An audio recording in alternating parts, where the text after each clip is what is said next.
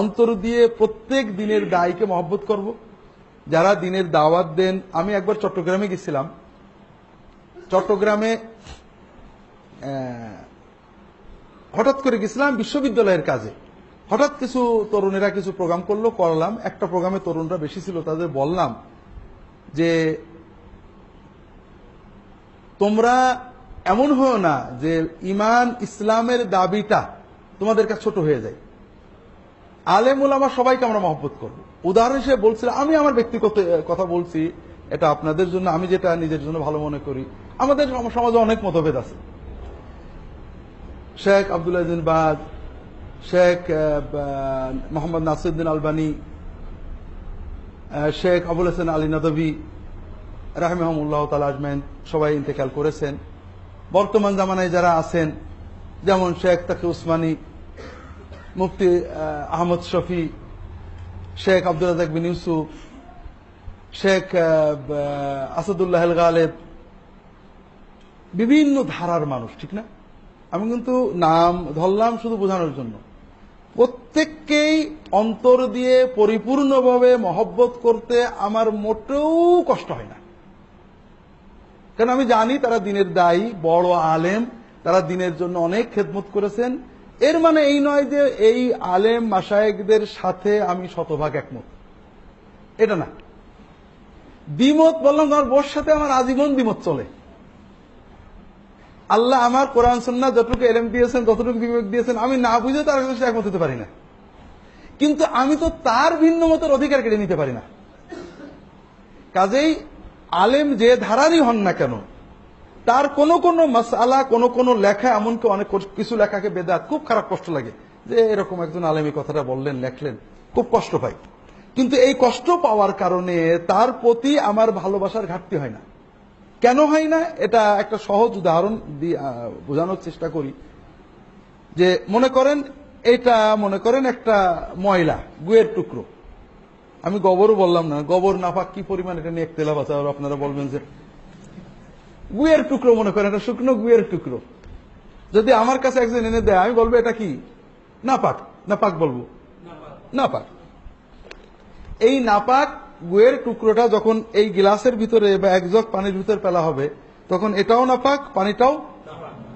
কিন্তু যখন একটা বড় পুকুরে ফেলা হবে, তখন এটাও নাপাক, পুকুরের সব পানি নাপাক।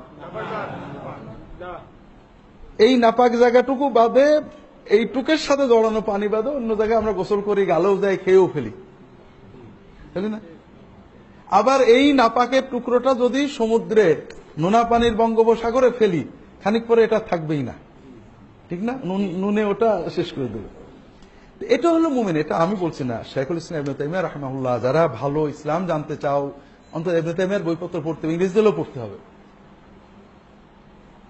অনেক ব্যাখ্যা করেছে। সেটা হলো যে আমরা অন্যায়কে অন্যায় বলবো, এইটা বেদাত, এইটা সুন্নাত। যেমন আমি তিনান বারবারই বলি যে ইল্লাল্লাহ জিকিরটা আপনারা করবেন না, এটা নবী সাল্লাল্লাহু আলাইহি ওয়াসাল্লাম কেন করব? আমি মনে করি এটা যারা দিন বলে করছেন, বেদাত করছেন।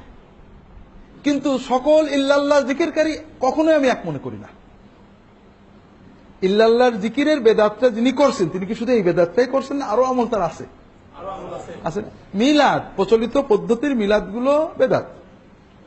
কিন্তু যিনি মিলাদ পড়ছেন সবাই এক না।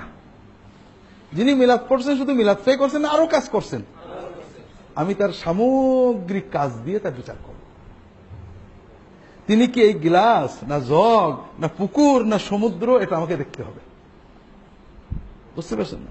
কাজেই আমি যখন কোনো বড় আলেম, দিনের দায়ী, আমি তাকে মহব্বত করি। আলহামদুলিল্লাহ, তিনি দিনের জন্য কাজ করেন, হাজার হাজার মানুষকে দাওয়াত দিচ্ছেন, বা উম্মতের কত খেদমত করেছেন।